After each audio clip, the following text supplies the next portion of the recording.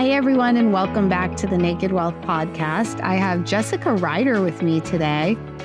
Jessica is a founder and an operational CEO and COO. She's also an author, a lover of the outdoors, and a woman dedicated to breathing new life into manufacturing, services, and trades. She owns a mobile RV repair company out of St. Louis, Missouri, as well as a nationwide flexible packaging firm focused on sustainable solutions to everyday uses in packaging. The book she authored is called How Camping Saved My Life.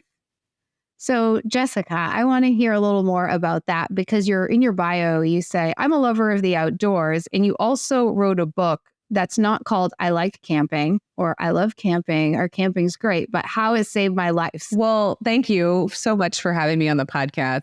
In 2013, I was working in the mortgage industry. And if, anybody has worked in high sales before, you're on the go. It's constant all the time. I used to joke that I could take a loan application on the back of my hand while sitting on the riverbank. Everything was around sales and pushing. And what that did is it actually drove my anxiety so high that I ended up in the hospital over a weekend with stroke-like symptoms. The entire right side of my body went numb. I couldn't walk.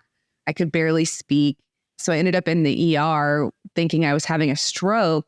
And the hospital ultimately diagnosed it with complicated migraines. But I knew deep down that it was more than that. It was my stress and anxiety level was so high that I needed to find something to escape. And my husband is an avid outdoorsman, and he was all about camping and hunting and fishing and doing all those things. But, at the time we had a tent, and it was too much work to put that up and get down over the weekend. Like it was just work. And I was like, well, this is supposed to be an escape, but yet we're working. So what we ultimately did is I left the mortgage industry and we ended up buying our first RV, which gave us the bug for RVing, but it also gave me a much easier outlet to the outdoors. I have a RV that's plugged into the side of my house. And if I decide on a Thursday, it's been a crazy week, I can just throw food in and go because it's packed and it's got everything I need in it. So ultimately, camping in the outdoors is what allowed me to get away, but to get away on my own terms, in the way that, my type A brain wanted to do.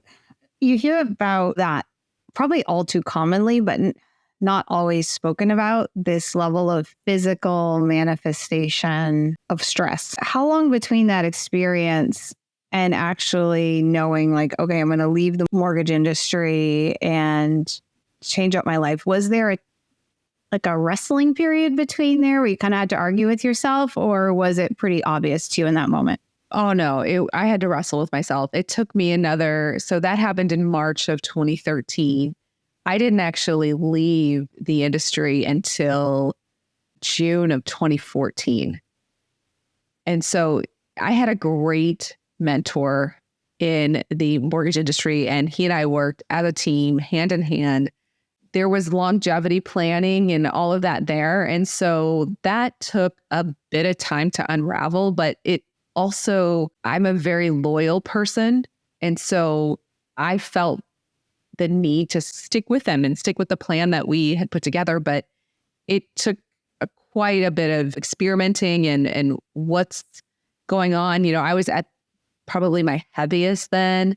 I was very unhealthy. And so it was at least a year unraveling process of changing diets and starting to work out, trying to figure out exactly what was going to work for me. But ultimately, my nagging husband saying, you just need to get outside. You just need to get outside, kind of won out that battle. And I realized, yeah, I do need to get outdoors more. Okay, so then what? So you left the mortgage industry and you're going outside. When I left the industry, I actually took an operations role within a small company doing flexible packaging at the time. And it was probably 8 months after I started that role is when we bought our first RV. And I really then got the bug for the outdoors and camping because one, I didn't have to sleep on the ground. I had AC, I had a hot shower, I could make my own food, all that kind of stuff. And I was in that role for about 4 years. And I started to look at business a lot different. And for some entrepreneurs, I think that you start to realize that one, you could probably do this better yourself. And two, can you really actually work for somebody? And that was what I was wrestling with. Can I actually be working for somebody? Does my personality fit this? And then can I do this on my own? And so in 2019, I jumped into starting my own business in the RV space because honestly, I was very frustrated with how the RV consumer was treated. We were on our second RV by that time. And the process is really, if you think of old school sales tactics, that's really what it is. And the consumers just weren't being treated well. And I knew I could do it better. So I started my company around that. And then in 2022, we pivoted into doing more mobile repair services because that's just where the gap in the market was. Our company really focuses on that high touch, high end customer experience because that's the thing that's lacking the most from the industry when it comes to anything RV repair and service. Ultimately, I took my love for the outdoors and made it a business. And most days I question why I did it, but that's the natural path of how things went. It's obviously working for you. I mean, I've been following you for a long time, and I didn't realize you were also in this space of flexible packaging. Is that something that you added since? How it came about is a woman that I worked with back in the day, so to speak, at the other company.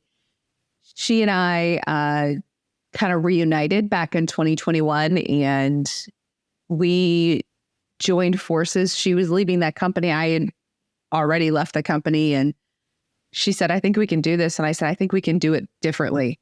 And we can look at realistic approaches to sustainability. And so we just joined together. We have a third partner in the business as well. And so the three of us really have unique capabilities to bring together the technical and the operational aspects of allowing companies to make the realistic approach to more sustainable packaging. So something I'm interested in, I heard you say that one of the reasons for starting your company, both companies really, was to do it differently, disrupt the industry and do it better. What do you think the reasons are yourself or women in general? I'm finding there's a trend of there's still a gender gap there but there are a lot of women. The growth in entrepreneurial women has been a lot more aggressive than the growth of women in C-suite roles. So I'm very curious, why do you think that is? Like, what is it maybe you experienced as someone in the company that caused you to say, hey, I'm going to go do this myself, other than that you didn't stay and try to climb the ladder there? Sure. So I can tell you, like, specifically for that company, it was a culture issue. Mm-hmm. That's why what I am seeing in the market overall is, and I'm sure you're in your field, you're very aware of this with your clients, is we're seeing the succession of businesses. And there's no succession plan. And what I look at specifically is the gap in knowledge. My business partner in that business, she is very technical. She's a mechanical engineer and a physicist by trade. I looked at her knowledge and I looked at my knowledge, and where I have weaknesses, she has strengths. And where she has strengths, I have weaknesses. And so we were a good match. That grew out of just a company that had a bad culture, and that's why we both left. But to your point, I started writing in the last year, and one thing that I'm looking at and wrote about this month specifically was this identity crisis that I think women are going through in America specifically. And I think the C-suite has a lot to do with that. I think women have hit the roadblocks of getting to the higher levels that they seek so much that they just have said, I'm going to do it on my own. And I think that it's beneficial that we're seeing so many women now believe in themselves that they can do it, because being around a lot of women in these industries, these are women that are in corporate America and they're in middle management or early emerging leaders. They don't necessarily understand the path to the leadership, but more importantly, they don't believe they can get there. They'll say a woman should be on the board, a woman should have a C-suite. And I often question and I say, okay, does the woman have the skills to be there first and foremost? And two, does she believe she should be there? And a lot of women never believe that they can get there. As many women that have broken that glass ceiling, so to speak, and given us the pathway, a lot of women in corporate America don't see that path. And so they start something on the side or they do something else and that grows and they ultimately leave corporate. I think that it could be born out of frustration. It could be born out of not seeing a clear path, which then ultimately goes back to the companies going, okay, are we ensuring we're giving a clear path for growth for women, men, for anybody in the company? Do you think the lack of belief they can get there is something intrinsic, or do you think it's something in the organizational structure that could be changed through a shift in organizational leadership? I think it's both. Yeah. I think that it's women, again, having to believe in themselves. And there's a lot of external and internal forces that drive that. But I do also think corporations have to change. That, I'm very realistic in my business approach. I don't necessarily buy into a lot of the new fads that are out there, but I also understand that there's really not that many great cultures, as many people tout that their culture is the greatest and this and that. When you get down to the nitty gritty, it's really not. And you ask people that are within the company and they say, oh yeah, that's a show or that's a front. It's not only like, hey, we put the words on the wall or we put the words on our Facebook or Instagram or LinkedIn or whatever. It's, are you living it every day?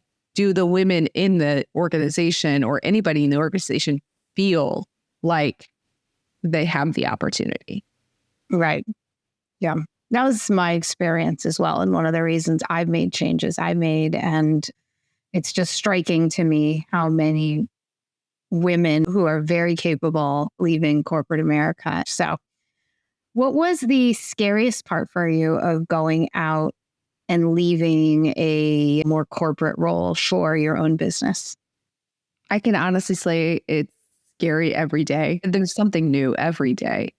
My businesses and the businesses that I look at partnering with they're not online businesses. I'm not running a coaching group, or those aren't the businesses I'm running. These are day-to-day physical costs, physical people, everything is involved. I mean, I can tell you flexible packaging, we deal with the top companies in America when it comes to food packaging. And so you're talking about manufacturing, you're talking about guys on the line, you're talking about providing a product that's food grade. This is real stuff. And same with my RV business. There's distributors, there's parts, there's so many moving pieces with it. And just when you think that you have it figured out, you realize you don't. I have some mentors in the entrepreneurial space that consistently preach about how hard it's going to be.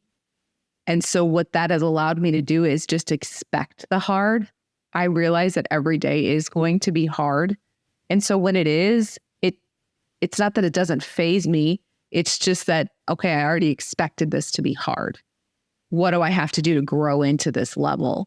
And that has been probably the hardest thing for me. Is when I first started, I thought, okay, you've run this company, you've done this in your past, you can do this.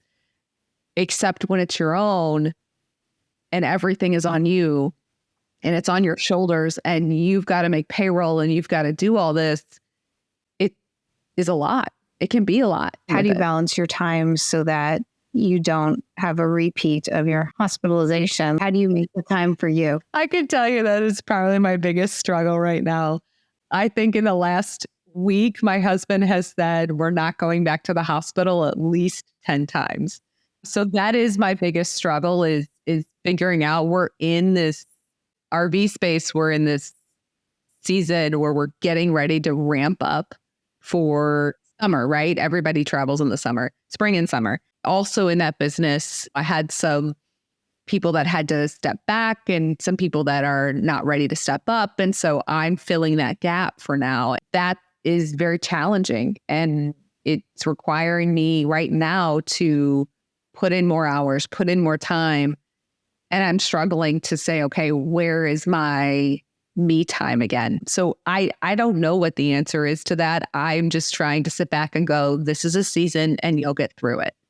You just have to focus right now, this season, on putting everything over here so that when you do hand it off and the next person is ready, everything is in line. Well, I appreciate your candor because I think a lot of times, even when someone's overwhelmed, like, well, I go outside and I put my feet in the grass for 10 minutes and in reality, they're probably not. So, I do appreciate that, the honesty. But I think the concept of, there being seasons is real.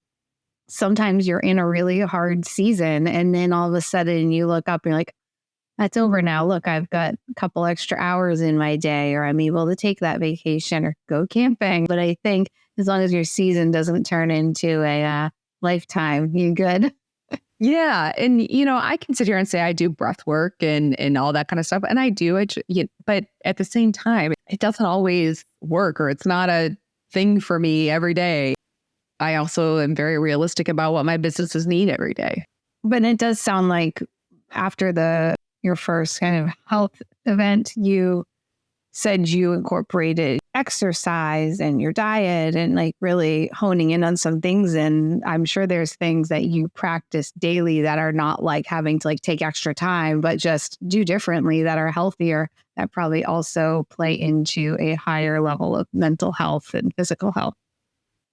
Yeah, absolutely. I think one of the things that I've done in the last 2 years, and really more in the last year, is who do I want to be and what am I creating and what is required of me, not of work, but who is the person that I have to be to live that dream I want to live. And you're absolutely right. Those healthy daily habits and things like that, that's just who I am now, because I know that who I have to be to create the dreams that I'm going after, it requires this level and this type of person. And that's just who I am. So I incorporate those things, not as a check the box, but as this is just who you are. Tell me a bit about your new book in progress. I'd love to hear a little bit about that, whatever you're comfortable sharing. Like, what's it? Is it another camping book? Is it something totally different? Yeah, so it's a bit different. As I mentioned a little bit earlier, I really feel like women in America are going through an identity crisis. I don't know if you've seen it. I don't know if other people have seen it, but I'm watching a lot of these higher level women really turn into their femininity. And as I'm going through that process myself, 2023 was a heck of a year. I early on in January, I ended up losing my mom, and that rattled my foundation as a woman, simply because it was, I'm open to share that she took her own life. I realized the foundation of who I was as a woman was very entrenched in who she created me to be, which was a very strong, independent woman. But when that happened, it rocked me. It rocked me to my core. I had to start really thinking about who I was. And in the spaces that I play in business, they're very masculine. I'm not showing up to a dairy plant and it heals. Like, that doesn't work. I have the cutest steel toe boots I could find.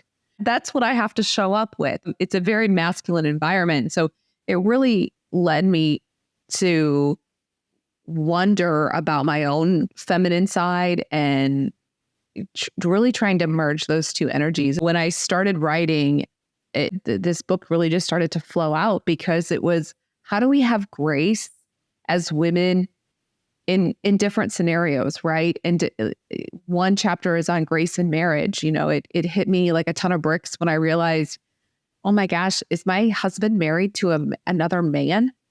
Because I bring so much masculine energy. Same with business or women having grace for other women. I don't know about you, but I can tell you countless experiences with women in corporate America and how just nasty they are to other women. Like the stories are horrible. How do women understand that balance between grit and grace? How do they show up who they are, but also realize the realities of the world? Business is a game, and it always has been a game, and it's going to still remain, at least probably for my lifetime, pretty masculine until you start seeing women own huge private equity firms and start buying things out and things like that. We don't have too many women that we can look up to that have run billion-dollar companies. I can think of 3 off the top of my head, and I don't know that there's anybody after those 3. And so it really is focusing on, how do we blend that grit and grace for women so that the next generation doesn't go through this wild swing as they're approaching 40 and go, oh my gosh, how do I be a girl? I don't know how to do that and still compete. First of all, thank you for sharing that. And secondly, I'm, sorry for your loss. Absolutely. And I think when you lose somebody from a car accident or cancer, I mean, it's devastating, but I could see how losing a parent through suicide really must rock your identity, because there's so much more entrenched there with, mental health. I can see how that would lead itself to a significant self-discovery and a very probably drastically different mourning process that must take quite some time to get through. So I think it's just amazing how you really sparked off this book from that experience, which is really using your ashes to create something amazing. And it sounds to me like this book is just going to be really impactful and insightful. I love the thought of the balance between grit and grace. And it is something I've experienced. I had a counselor I was working with once. I was talking about some things I was going through in my marriage, and the counselor pointed out, you spend all day as the CEO of your company just running it and being that person who's giving everybody advice and managing other people. And then you go home, and do you ever come out of that role in your own grace? And I was like, no, and I don't think I am. And they suggested, don't go, like, how long's your commute? And it was very short. And they said, why don't you take the long route? You almost need this separation between the two, because a lot of the things I think when we started dating, what brought out that feminine side of me. But as I've increased in my business and who I am, the boundary is very blurred, especially since COVID. I'd say even more so. The boundary is very blurred because you are working from home very often, and I very often still do. And so where does work begin and my life end, and who I am as a wife and a spouse and a mom versus this corporate person who's just trying to move the needle? Yeah, no. And, for me, it was a situation where how I dealt with grief or anything else, any hard situations in the past, I just put it in a box and put it down. I never addressed it. I grew up in the 80s and 90s. We didn't show weakness as women. We didn't show that because you didn't rise to the top if you did. And so I just pushed everything down. And last year, I tried that for about 2 months, and then everything just exploded. All of my emotions came out. Like, that box literally got kicked open, and I had no idea what to do. And during that process, I had to completely rely on my husband, which was absolutely new for me. I never relied on him. I controlled everything. And it just became a situation where there were days I couldn't control my emotions. And then I had to learn how to be radically honest with him and communicate everything, because as men, they just want to fix it. Whatever it is, I don't look at problems in business. I'm just like, oh, okay, that happened. Great. What's the solution? Or what's my 3 options? Let me pick, move forward. But when it comes to your emotions, you don't have that option. There's sometimes nothing you can do. You just have to let it out. That really opened my eyes to, oh no, there's a whole other side of me that I have never even addressed. I actually had a conversation with a waiter over the weekend, and I was editing the book while I was sitting there. And so he was asking about it, and I just gave him a brief of what it was. And he goes, oh, it's like the pendulum. We are so far swung to one side or the other. There's no middle. And I just looked at him, my eyes got really big, and I was like, did you read my book already? There's no middle ground for these women that are jumping into entrepreneurship. Well, if you're really jumping in and you're jumping into the game of business, you're going to have to compete like a man, because those are the rules of the game. At least in the businesses I'm in and invest in, the rules of the game are very masculine. So you have to follow those rules. So I was that person for so long, and still am in a lot of degree. But there's a whole other side of that pendulum that it can't be one way or the other. It really has to be that blend in the middle. I totally agree. Yeah, I think we're going to have to talk more about this one later, though, because I have so much that I want to ask you and unpack. And I'm like, yes, I can relate to almost to everything you're saying. A lot of the people listening even are probably like, yep. Like that is a struggle. Yeah. So maybe once you've launched it, do you have a date in mind that the book will go live? Yes. So it'll be November of this year. Excellent. All right. Well, where